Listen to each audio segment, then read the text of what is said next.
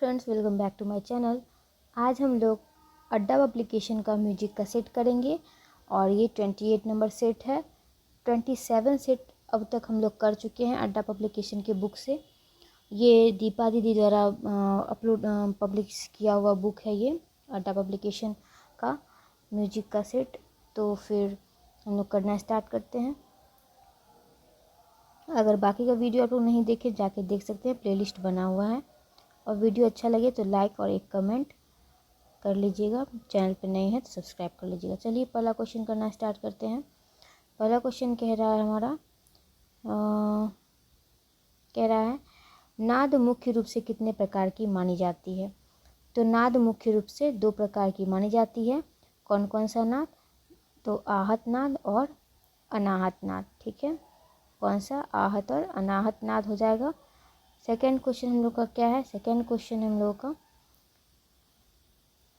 संगीत का आधार किस नाद को माना जाता है। कल भी ये क्वेश्चन किए थे हम लोग, वो उपकार पब्लिकेशन वाले सेट में ये क्वेश्चन था।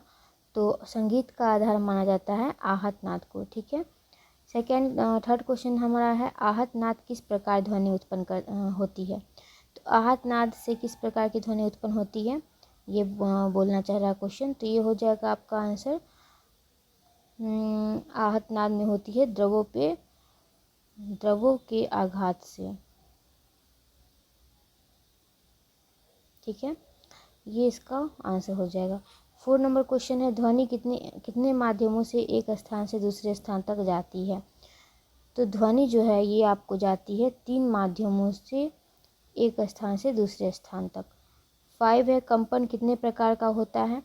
तो कंपन होता है आपको कितने प्रकार का फ्रेंड्स बताइए। तो ये हो जाएगा आपको 2 प्रकार का।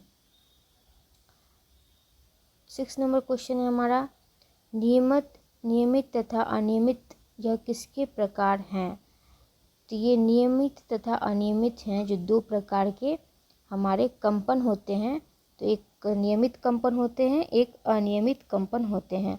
तो ये कंपन का ही प्रकार है, नियमित और अनियमित। ठीक है, 7 है नाद की कितनी विशेषता मानी जाती है। तो नाद की विशेषता मानी जाती है 3। ठीक है, जो कि इसमें नहीं दिया है तो यहाँ पे 3 हो जाएगा। तो इसका आंसर हो जाएगा ई, क्योंकि 3 ऑप्शन में नहीं दिया है। नेक्स्ट क्वेश्चन हम लोग देख ले। तो 8 नंबर क्वेश्चन में कह रहा है नाद की विशेषता कौन सी है। ठीक है, तो ये पहले भी क्वेश्चन सेट में आ चुका है। तो बताइए फ्रेंड्स कौन सी हो जाएगी। तो इसमें हो जाएगा एक से अधिक, ये तीनों हो जाएगा। ठीक है, इसका आंसर तीनों हो जाएगा। ठीक है, क्योंकि 3 विशेषता है और उसी विशेषता को का अलग अलग नाम है। जैसे तारता को इंटेंसिटी या नाद का छोटा बड़ापन कह सकते हैं। तीव्रता को पिच या गुण, जाति को टिम्बर, ऊंचा नीचापन, ये सब हो जाता है। सेम ही नाम है, एक ही नाम है, मतलब एक ही चीज़ है, नाम अलग अलग है। ठीक है, नेक्स्ट क्वेश्चन हम लोगों का है 9 नंबर। 9 नंबर में पूछा गया इंटेंसिटी को किस नाम से जाना जाता है। देखिए यहाँ पर पूछ लिया गया है इंटेंसिटी को किस नाम से जाना जाता है। तो ये जाना जाता है आपको इंटेंसिटी को क्या हो जाएगा, तीव्रता हो जाएगा। ठीक है, इंटेंसिटी को तीव्रता, यहाँ तीव्रता दिया था, ये इंटेंसिटी हो जाएगा। तारता हो जाएगा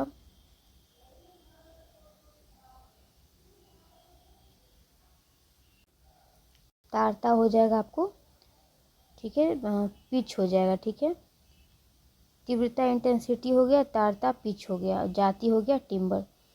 ठीक है, नेक्स्ट क्वेश्चन हम लोग का है तीव्रता का दूसरा नाम क्या है। तो तीव्रता का ही दूसरा नाम क्या है फ्रेंड्स। तो ये है आपका छोटा बड़ापन। ठीक है, तीव्रता का ही दूसरा नाम है हमारा छोटा बड़ापन। नेक्स्ट क्वेश्चन हम लोगों का 11 नंबर है। इसमें है तीव्रता किस पर निर्भर करती है। तो तीव्रता जो है ये आपको करती है आंदोलन संख्या। यहाँ पे आंदोलन संख्या होना चाहिए। तो इसका आंसर क्या हो जाएगा, इसका आंसर हो जाएगा आंदोलन संख्या पर। ठीक है, तीव्रता किस पे निर्भर करेगी? आंदोलन संख्या पे। बुक में आंसर क्या दिया है? ए दिया है, लेकिन ए नहीं होगा, ये बी होगा इसका आंसर। 12 नंबर क्वेश्चन है, कंप विस्तार बड़ा होने से तीव्रता, तो कंप विस्तार बड़ा होने से तीव्रता क्या होती है? तो ये होती है, बढ़ती है। अच्छा, तो ये आंसर सही हो सकता है, कंप विस्तार पर हो सकता है। ठीक है, यहाँ पर आंसर तो कंप विस्तार पे ही दिया है, और यहाँ भी पूछ रहा है कंप विस्तार बड़ा होने से तीव्रता क्या होती है? तो बढ़ती है। नाद के ऊंचे नीचेपन को क्या कहा जाता है? तो नाद के ऊंचे नीचेपन को कहा जाता है क्या? तो ताड़ता कहा जाता है। क्या कहा जाता है? ताड़ता कहा जाता है। ताड़ता को अंग्रेजी में किस नाम से संबोधित करते हैं? तो ताड़ता को अंग्रेजी में कहते हैं पिच। 15 नंबर क्वेश्चन है, पुरुष की आवाज़ महिला की आवाज़ से प्रायः मोटी होती है, यह किस गुण के कारण होती है? इसको क्या कहते हैं? नाद के इस गुण को क्या कहा जाता है? तो इस गुण को कहा जाता है क्या? तो ताड़ता ही कहा जाता है। ताड़ता किस पर निर्भर करती है? तो ताड़ता निर्भर करती है आवृत्ति पे। ठीक है, ताड़ता निर्भर करेगी आवृत्ति पे, तीव्रता निर्भर करेगी कंपन पे। फिर है, आवृत्ति के कम होने से ताड़ता क्या होती है? घटती है। किसी तार की लंबाई कम करने से ताड़ता क्या होगी? तो किसी तार की लंबाई कम करने से ताड़ता है जो बढ़ेगी। ठीक है, ताड़ता क्या होगी? तो बढ़ेगी। नेक्स्ट क्वेश्चन हम लोग का कौन सा है? 19 नंबर। 19 नंबर में पूछा गया है, साधारण रूप से मनुष्य के कान अधिकतम कितनी आवृत्ति की ध्वनियाँ सुन पाते हैं? तो ये हो जाएगी, अधिकतम पूछा है तो क्या हो जाएगा फ्रेंड्स? ई हो जाएगा। ठीक है, इसका आंसर ई हो जाएगा। मानव जो है साधारण रूप से 20 से 20,000 तक हर्ट्ज तक की 20,000 हर्ट्ज तक की आवृत्ति को सुन सकता है, जो कि ऑप्शन में नहीं दिया है। ये 20,000 से ज़्यादा या फिर कम दिया है। ठीक है, तो अधिकतम कितना हो जाएगा? 20,000 हो जाएगा। ठीक है, अधिकतम पूछ रहा है तो। नेक्स्ट क्वेश्चन क्या है हम लोग का? नेक्स्ट क्वेश्चन हम लोग का है 20 नंबर। मानव कान कम से कम कितनी आवृत्तियों की ध्वनि सुन सकता है? तो कम से कम अभी बताए हैं, कितना हो जाएगा? 20 हो जाएगा, लेकिन इसमें दिया है आपको कितना? 16 आंसर दिया है, जबकि 20 होना चाहिए। आप लोग ही बताइएगा ये आंसर सही आपको लग रहा है या नहीं। ठीक है, नेक्स्ट क्वेश्चन है 21 नंबर। संगीत में कम से कम कितनी आवृत्तियों की ध्वनि निश्चित की गई है? तो संगीत में कम से कम कितनी आवृत्तियों की ध्वनि निश्चित की गई है? तो इसमें दिया है आपको क्या? 40। ठीक है, 22 है, संगीत में अधिकतम कितनी आवृत्तियों की ध्वनि प्रयोग में आती है? तो प्रयोग में कितनी अधिकतम ध्वनि आती है? तो ये आती है आपको संगीत में अधिकतम जो है ये आती है कितनी फ्रेंड्स? तो 4000 यहाँ पे दिया गया है। 1 सेकंड में कितने जितने कंपन होते हैं उन्हें क्या कहा जाता है? 1 सेकंड में जितने कंपन होते हैं उन्हें क्या कहा जाता है फ्रेंड्स? उन्हें कहा जाता है आवृत्ति। क्या कहा जाता है? आवृत्ति कहा जाता है। 24 है, नाद की विशेषता जाति किस पर निर्भर करती है? नाद की जो विशेषता है जाति, वो किस पर निर्भर करती है? तो इसका हो जाएगा क्या? सहायक नादों पर। 25 है, 25 में क्या बोला गया? 2 वाद्यों में एक ही स्वर बज रहा हो तो भी हम बिना देखे या यह बता सकते हैं कि यह 2 अलग अलग वाद्य बज रहे हैं। ऐसा किसके कारण होता है? तो जब 2 वाद्यों में एक ही स्वर बज रहा हो तो हम कैसे उसके आवाज़ को पहचान पाएंगे जो दोनों वाद्य बज रहा है? तो ये हो जाएगा आपको, क्या हो जाएगा इसका आंसर? तो इसका आंसर आपको हो जाएगा सहायक नादों के कारण। ठीक है, सहायक नादों के कारण ऐसा हम लोग को अलग अलग वाद्य का पहचान हो जाता है। नेक्स्ट क्वेश्चन में क्या है? नेक्स्ट क्वेश्चन है, मध्यम तार की तारता पंचम स्वर की तारता से, तो ये हो जाएगा मध्यम स्वर की तारता पंचम स्वर की तारता से कम है। तार सप्तक का षड्ज मध्य सप्तक के षड्ज से तारता में क्या है? तो तार सप्तक का षड्ज मध्यम सप्तक के षड्ज से तारता में हो जाता है ज़्यादा। 28 हमारा, सितार पर ऋषभ की तीव्रता पंचम से क्या है, तो उपयुक्त में से कोई नहीं होगा। ठीक है, आपको बुक में आंसर दिया है इसमें ई। ठीक है, लेकिन आंसर क्या होगा, ये कम होगा। ठीक है,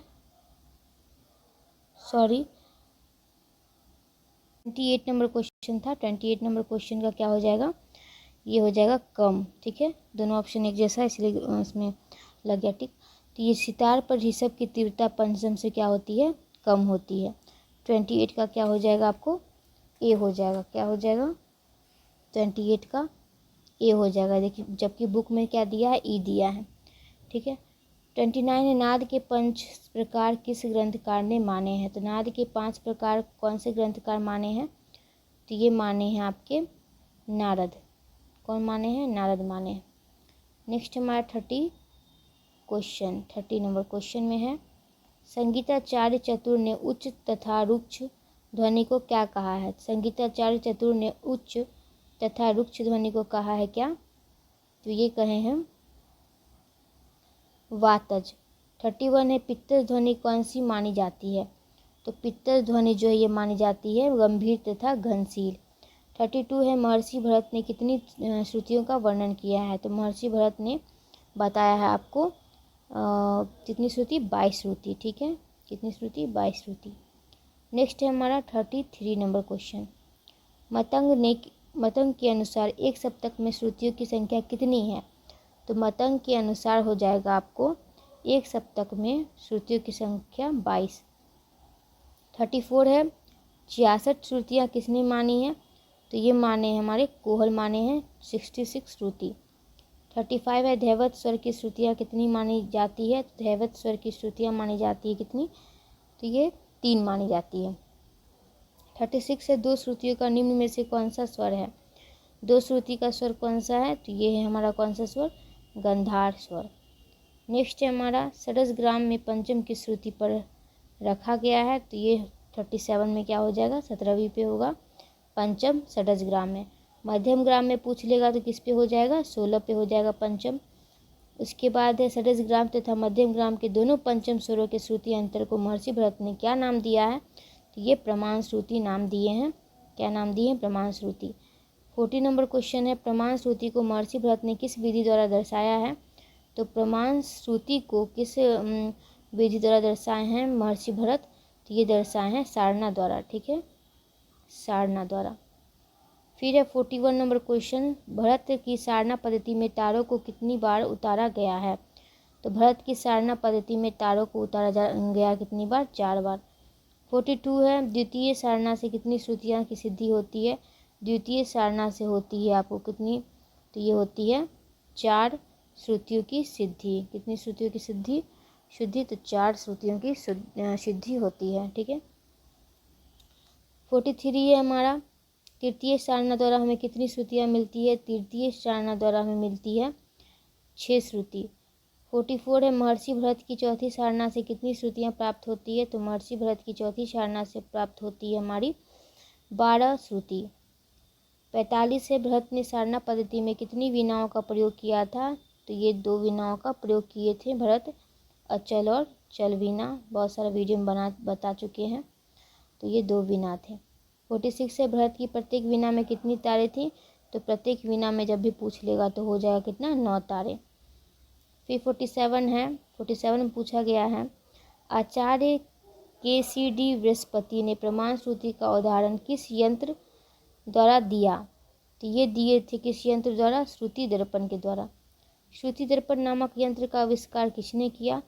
तो यही क्वेश्चन ऊपर में था, तो कौन किए थे, आचार्य बृहस्पति किए थे। 49 है, निम्न में से किसकी सारना पद्धति में वीणा पर 22 तंत्रियाँ थी। तो वीणा पे 22 तंत्री वाले कौन हो जाएंगे, सारंग देव हो जाएंगे। श्रुति दर्पण में कितनी तंत्रियाँ बांधी जाती है। तो श्रुति दर्पण में कितनी तंत्रियाँ बांधी जाती है, तो ये हो जाएगी हमारी 5 तंत्रियाँ। आचार्य बृहस्पति ने श्रुति अंतराल कितने माने हैं। तो आचार्य बृहस्पति जी माने हैं 3 श्रुति का अंतराल। 52 है, आचार्य बृहस्पति द्वारा बताए गए श्रुति अंतराल के नाम क्या हैं। श्रुति अंतराल 3 है, तो उसके नाम क्या हैं, तो ये है क ख ग। निम्न में से कौन सबसे बड़ा श्रुति अंतराल है। सबसे बड़ा श्रुति अंतराल क हो जाएगा। पंडित ओमकार नाथ ठाकुर ने सबसे छोटा श्रुति अंतराल कौन सा माना है? तो ये माने हैं कौन सा? तो ये उपयुक्त में से कोई नहीं हो जाएगा। ठीक है, ये पंडित ओमकार नाथ ठाकुर जो है सबसे छोटा श्रुति अंतराल जो है ये अंश को माने थे। ठीक है, नेक्स्ट है पंडित ओमकार नाथ ठाकुर द्वारा बताए गए श्रुति अंतराल कितने हैं? तो कितने हैं इसमें क्या हो जाएगा? कितने हैं? तो इसका आंसर क्या हो जाएगा? 55 का कॉमा दिया गया है। ठीक है, इसमें से कौन है पूछ रहा होगा, तो कॉमा दिया है। नेक्स्ट है हमारा 56 नंबर क्वेश्चन। निम्न में से कौन सा श्रुति अंतराल सबसे बड़ा है? सबसे बड़ा श्रुति अंतराल कौन सा है? तो ये हो जाएगा हमारा लीमा।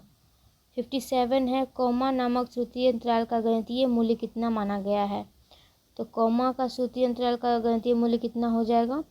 तो ये हो जाएगा 81/80। फिर है आचार्य बृहस्पति द्वारा 57 नंबर हो गया। 58 आचार्य बृहस्पति द्वारा दैवत स्वर की निम्न में से कौन सी श्रुति है? तो ये हो जाएगी कौन सी? क ख ग हो जाएगी। आचार्य बृहस्पति द्वारा दी गई सरस स्वर की 4 श्रुतियों का क्रम क्या है? 4 श्रुतियों का क्रम पूछ लिया है, तो यहाँ पे हो जाएगा ग क ख ग। ठीक है, पंडित ओमकार नाथ ठाकुर ने पंचम स्वर की श्रुति का क्रम क्या बताया है? क्या बताया है? तो ये बताए हैं आपको कॉमा लघु लीमा कॉमा। 61 है, प्रोफेसर फिरोज फरामजी ने कॉमा श्रुति अंतर का गणितीय मूल्य कितना माना है? तो ये माने हैं 81/80। फ्रेंड्स, कोई भी क्वेश्चन में डाउट हो तो आप कमेंट करिएगा, उसको क्लियर कर लिया जाएगा। और वीडियो अच्छा लग रहा हो तो एक लाइक ज़रूर कर दीजिए और कमेंट प्यारा सा कर दीजिएगा कि वीडियो कैसा लग रहा है। किस ग्रंथकार ने स्वर को आकाश तथा श्रुति को पक्षी का विशेषण दिया है? तो ये कौन से ग्रंथकार थे? तो ये ग्रंथकार थे आपको दामोदर पंडित।